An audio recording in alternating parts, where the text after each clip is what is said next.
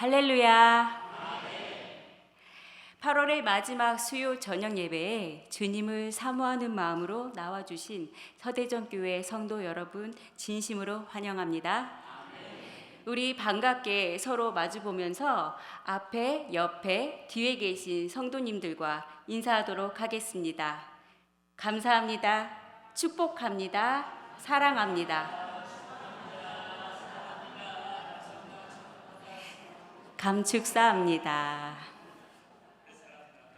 감사합니다. 오늘은 창세기 15장 9절에서 18절까지의 말씀을 통해서 하나님의 상위법이라는 제목으로 주님께서 우리에게 주시는 은혜를 나누고자 합니다.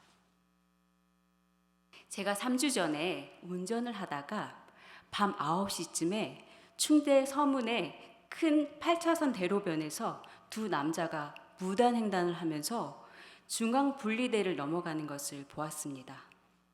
저는 아주 위험해 보여서 자동차로 경적을 울리고 지나갔습니다. 이때 두 사람이 한 행동이 무단횡단이라는 것을 판단하는 것은 우리나라의 도로교통법이라는 그 기준과 약속이 있기 때문입니다. 이 세상은 많은 사람들이 함께 살아가고 있기 때문에 수많은 관계 속에서 규범과 법이라는 사회적인 약속을 통해서 질서를 유지하고 있습니다. 우리나라의 법은 헌법과 법률과 명령과 조례와 규칙, 순서대로 크게 5가지로 이루어져 있습니다. 그리고 위에 있는 법이 상위법이고 아래에 있는 법이 하위법입니다. 우리가 살아가는 이 세상이 법이라는 약속이 존재하는 것처럼 성경 안에서도 하나님과 사람의 관계 안에 약속이 존재하고 있습니다. 서대전 교회 성도 여러분, 혹시 성경의 구약과 신약은 무엇을 줄임말인지 알고 계십니까?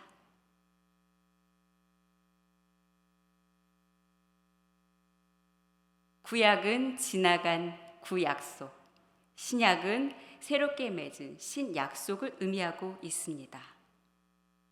하나님께서는 약속의 책 성경을 통해서 우리들에게 많은 약속을 하셨습니다. 그리고 오늘 본문을 통해서 하나님께서는 그 약속들을 어떻게 대하시고 이루어 가시는지를 살펴볼 수 있습니다. 하나님께서는 아브라함에게 처음으로 나타나 창세기 12장 2절의 약속을 하셨습니다. 제가 읽도록 하겠습니다. 내가 너로 큰 민족을 이루고 내게 복을 주어 내 이름을 창대하게 하리니 너는 복이 될지라. 하지만 이 약속을 한 이후 오랜 시간이 흘렀지만 아브라함의 삶에는 어떠한 변화도 없었습니다. 그렇게 기다리던 자식은 감감무소식이었고 땅도 소유하지 못했습니다. 아브라함은 실망을 하고 있었습니다. 하나님께서는 그런 아브라함에게 창세기 15장 1절 환상 중에 나타나십니다. 이후에 여호와의 말씀이 환상 중에 아브라함에게 임하여 그리고 하나님께서는 아브라함에게 12장 2절에서 약속하신 것을 좀 더 구체적으로 확인을 시켜주시면서 두 번째 약속을 하십니다. 창세기 15장 4절에서 5절 그리고 7절의 말씀을 같이 읽도록 하겠습니다. 빨간 줄만 읽어보시면 같이 읽으면 되겠습니다. 4장 시작. 내 몸에서 날짜가 내 상속자가 되리라 하시고 그를 이끌고 밖으로 나가 이르시되 하늘을 우러러 무별을 셀 수 있나 보라. 또 그에게 이르시되 내 자손이 이와 같으리라. 또 그에게 이르시되 나는 이 땅을 내게 주어 소유를 삼게 하려고. 하나님께서는 아브라함에게 12장의 약속을 다시 확인을 시켜 주셨습니다. 그리고 아브라함은 하나님에게 15장 8절에서 그 약속에 대한 증거를 요구합니다. 15장 8절 같이 읽어보도록 하겠습니다. 그가 이르되 주 여호와여 내가 이 땅을 소유로 받을 것을 무엇으로 알리이까? 아브라함의 이 증거에 대한 요구를 하나님께서 응답하심으로 오늘의 본문 말씀이 시작이 되고 있습니다. 증거를 달라고 하는 아브라함에게 하나님께서는 나를 위하여 3년 된 암소와 3년 된 암염소, 3년 된 순양, 그리고 비둘기, 산비둘기, 집비둘기를 가지고 오라고 명령을 하십니다. 고든이라는 신학자는 여기에서 나온 이 5마리의 동물들은 이스라엘을 상징하고 있다고 이야기하고 있습니다. 그리고 동물에게 이 3년이라는 의미는 이제 새끼를 낳을 수 있지만 새끼를 낳아본 적이 없는 최상의 컨디션의 그런 상태에 있다는 것을 의미하고 있습니다.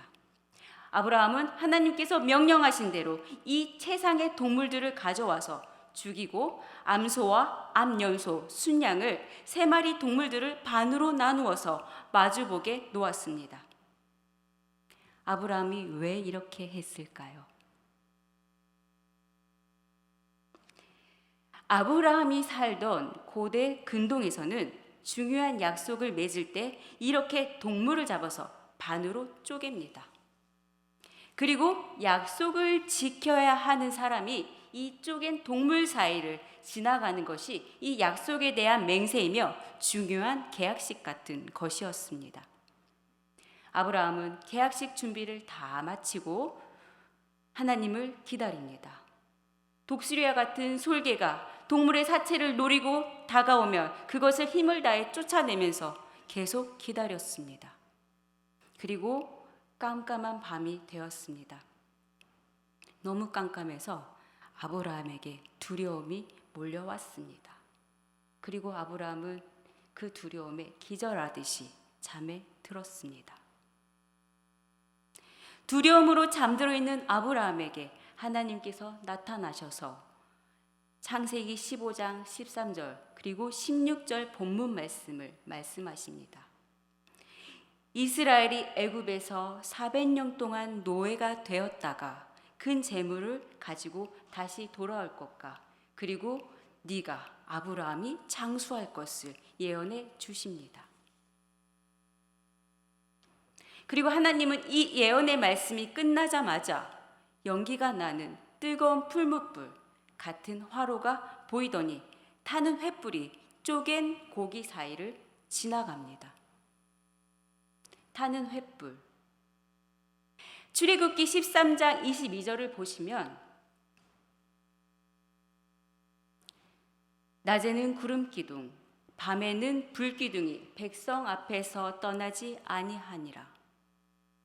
하나님께서는 출애굽기에서 이스라엘 백성이 애굽을 빠져나와서 광야에 머무를 때 밤에 불기둥으로 임재하셔서 이스라엘 백성을 지켜주셨습니다. 지금 하나님께서는 횃불로 임재하셔서 아브라함의 계약식을 치르고 계시는 중이십니다. 하나님께서 하신 이 쪼갠 고기 사이를 걷는 계약에 대해서 총신대 김정우 교수는 자신의 논문에서 이렇게 얘기를 합니다. 그 계약에는 동등과 주종 2가지 방식이 있다고 말입니다. 동등은 2사람이 고기 사이를 함께 걸어갈 때 서로가 동등하게 약속을 지킨다는 의미를 갖고 있습니다. 하지만 주종은 쪼갠 고기 사이를 혼자 걸어갑니다. 그 당시 쪼갠 고기 사이를 걷는 사람들 대부분이 누구였는지 아십니까? 바로 주인에게 속한 종들이었습니다. 그들은 주인에게 속해서 주인은 그들의 생사 열탈권을 가지고 종들에게 쪼갠 고기 사이를 걷게 하면서 네가 나와의 약속을 지키지 않으면 이 고기처럼 너도 반으로 쪼개질 거야. 그러한 무언의 협박을 하는 계약식으로 사용이 된 것입니다. 그래서 주인은 감시만 할 뿐 그 계약에 참여할 필요가 없었습니다. 그런데 오늘 온 만물의 주인이신 하나님이 혼자 종처럼 걸으며 주종의 계약식을 맺고 계신 것입니다. 하나님께서는 지금 종들이 걸어가는 그 자리에 서서 아브라함에게 한 약속을 일방적으로 지키시겠다고, 그 약속을 지키지 못하면 내가 반으로 쪼개지겠다고 그 계약을 맺고 계신 것입니다. 하나님은 아브라함에게 이렇게 일방적이고 죽기까지 각오한 희생의 계약을 맺으셨습니다. 이때 아브라함은 고기만 준비했을 뿐 오히려 주인처럼 그 계약식을 관망하고 있었습니다. 그리고 계약식을 끝낸 하나님께서는 아브라함에게 다시 땅에 대한 약속을 해주십니다. 창세기 15장 18절, 그날에 여호와께서 아브라함과 더불어 언약을 세워 이르시되 내가 이 땅을 애굽 강에서부터 그 큰 강 유브라데까지 내 자손에게 주노니. 서대전 교회 성도 여러분들에게 약속은 어떠한 의미를 갖고 있습니까? 나 자신과 한 약속, 친구들과 한 약속, 그리고 가족과 한 약속, 그리고 하나님과 한 약속. 그 약속은 여러분들에게 어떠한 의미를 갖고 있습니까? 오늘 본문에서 나온 것 같이 하나님에게 약속이란 작은 피조물과 맺은 것이라도 자신의 목숨을 걸고 지킨다는 그런 의미를 갖고 있습니다. 그리고 약속에 대한 책임을 지는 것은 우리가 아니라 하나님 자신이셨습니다. 하나님은 자신의 한 약속을 끝까지 이루시겠다고 종이의 자리에 서서 그 쪼갠 고기 사이에 그 피의 길을 걸어가셨습니다. 그리고 죽음의 계약식을 맺으신 것입니다. 죽음의 당사자는 하나님의 자신이었고 계약의 직접적인 수혜자는 아브라함이었습니다. 그런데 아브라함은 하나님께서 그 죽음의 계약식을 맺을 때 그 자리에 함께 있지 않았습니다. 하지만 창세기 15장 6절, 아브라함이 여호와를 믿으니 여호와께서 이를 그의 의로 여기시고, 하나님은 아브라함의 믿음, 그 마음 하나만을 받으시고 그를 의롭다 여겨 주셨습니다. 하나님의 약속은 아브라함을 위한 것이었습니다. 그 약속으로 아브라함은 자손을 얻고 땅을 얻었습니다. 그리고 약속이 갖고 있는 책임과 죽음은 일방적으로 하나님께서 종이 되어서 그 피의 길을 지나가신 하나님께서 지셨습니다. 하나님께서는 이렇게 일방적이시고 희생적이시고 무조건적인 사랑으로 하나님의 약속을 이루셨고, 그 약속이 신약에서 하나님의 법, 상위법을 완성을 시켰습니다. 그 법은 바로 이 땅에 하나님과 같이 종이 되어서 종의 자리에 서 계셨던, 그리고 동물처럼 죽임을 당한 그리스도 예수의 생명의 성령의 법입니다. 로마서 8장 2절 다 같이 읽어보도록 하겠습니다. 시작. 이는 그리스도 예수 안에 있는 생명의 성령의 법이 죄와 사망의 법에서 너를 해방하였습니다.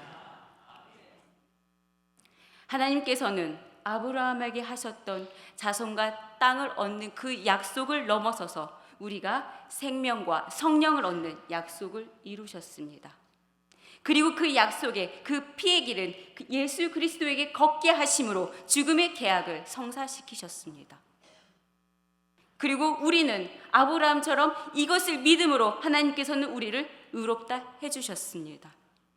이 계약의 완성으로 우리는 죄와 사망의 법에서 해방이 되어서 생명과 성령의 법에 속한 사람들이 되었습니다. 저는 2018년에서 2022년 암으로 투병했던 주한이와 삼성 서울병원 소아암 병동에 머물면서 하던 일이 있었습니다. 그것은 바로 죽어가는 아이들에게 예수님을 전하는 것이었습니다. 제가 예수님을 전했던 아이 중에 중학생 나연이라는 아이가 있었습니다. 5인실 입원실에서 나연이와 처음 만났습니다. 나연이는 저와 주한이 바로 옆자리에 입원해 있었습니다. 나연이는 고륙종이었는데 엉덩이 쪽에 암세포가 있었고 방사선 치료를 받고 나서 그 후유증으로 고통을 받고 있었습니다. 밤새 열이 나서 나연이 어머니와 나연이는 잠을 자지 못했습니다. 저는 옆에서 혼자 기도하다가 나연이와 나연이 어머니 그 커튼을 열고 다가가서 나연이 손을 붙잡고 기도해주면 안 되겠냐고 부탁을 드렸습니다. 그리고 그날 밤 저는 나연이 손을 처음 붙잡아 보았습니다. 그것이 인연이 되어서 나연이 가족과 종종 연락이 되었습니다. 그러다가 나연이 엉덩이에 있는 암이 뇌로 전이가 되어서 나연이는 혼수 상태가 되었습니다. 저는 나연이에게 기도를 해주었을 뿐 예수님을 전해주지 못해서 나연이 어머니에게 나연이가 일어나면 꼭 알려달라고 메시지를 보내놓았습니다. 그리고 2021년 10월 31일 나연이 어머니에게 연락이 왔습니다. 나연이가 아직 혼수 상태지만 스피커폰으로 해놓을 테니 하고 싶은 이야기를 나연이에게 해주세요. 그리고 그날을 기록해 놓았던 제 일기를 읽어드리도록 하겠습니다. 2021년 10월 31일 나연이와 마지막 인사. 나연아, 지금 너무 아프고 힘들지? 아줌마가 너무 늦게 전화해서 미안해. 나연아, 아줌마가 정말 중요한 이야기를 너에게 해줄게. 하나님은 나연이를 너무 많이 사랑해. 그래서 하나님은 예수님을 이 세상에 보내주셨어. 우리는 부모님을 속상하게 만드는 그 작은 죄로도 지옥에 갈 수밖에 없어. 그리고 우리는 병마를 우리 힘으로 싸워 이길 수 없는 것처럼 우리의 이런 작은 죄도 싸워서 이길 수 있는 힘이 없어. 그래서 힘이 센 하나님의 아들을 이 세상에 보내주셔서 그 몸에 우리 모든 죄를 다 붙이시고 십자가에 못 박아 버리신 거야. 그렇게 예수님이 죽으셨고 우리의 죄도 다 사라졌어. 그리고 놀라운 건 예수님께서 죽으시고 3일 만에 다시 살아나셨다는 거야. 왜인 줄 알아? 예수님이 죽음을 다스리는 사탄 마귀와 싸우고 살아나신 거야. 예수님이 다 이기셨어. 나연아, 이것을 믿게 된다면 너의 마음속에 예수님이 계실 수 있어. 너는 그냥 이모 아멘이라고 얘기하면 돼요? 라고 했던 것처럼 그냥 아멘이라고 대답하면 돼. 네가 진심으로 마음으로 믿고 대답하면 지금 너를 괴롭히고 있는 악몽도 사라지게 될 거야. 예수님이 그렇게 하시거든. 예수님은 지금 너와 함께 계셔. 그리고 저는 나연이에게 예수님을 영접하는 기도를 해주었습니다. 그리고 저와 통화가 끝난 4시간 후에 나연이는 하늘나라로 떠났습니다.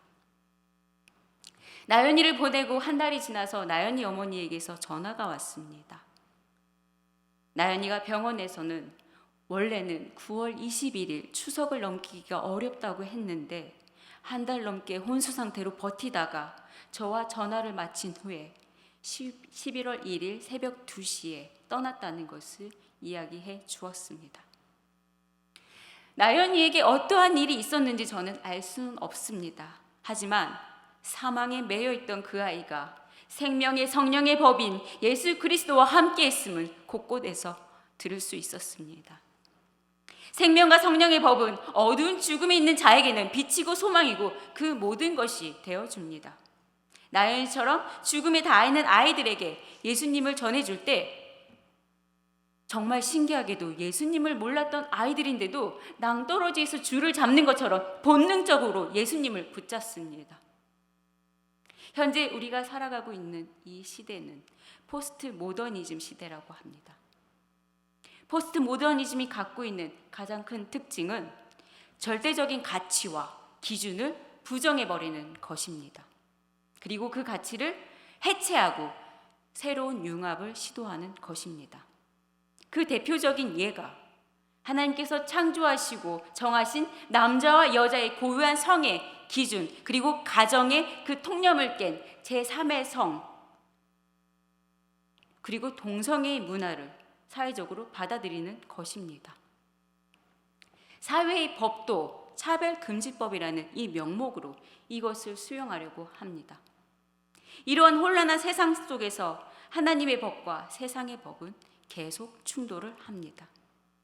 서대전교회 성도 여러분, 하나님의 법과 차별금지법과 같은 이 세상의 법이 충돌할 때, 그리고 이것을 선택해야 할 때 여러분들은 무엇을 선택하시겠습니까? 우리의 기준은 하나님의 상위법, 예수 그리스도의 생명의 성령의 법입니다. 예수님이라는 줄, 그 기준을 꼭 붙잡으십시오. 오늘 말씀을 통해서 꼭 기억하시길 바라겠습니다. 하나님은 우리가 갚을 수도, 갚을 힘도 없을 때 우리를 위해 약속하셨고 죽음의 계약을 맺으셨고 죽으셨고 그 계약으로 오늘 우리는 살아가고 있습니다. 우리가 밟고 있는 이곳은 계약의 완성, 예수 그리스도의 그 피의 길, 피값으로 세워진 교회입니다. 제가 주한이에게 종종 하는 말이 있습니다. 온 성도님들께서 주한이를 위해 중보기도하여서 그리고 하나님께서 살려주신 너의 생명에는 수많은 아이들의 목숨값이 있다고.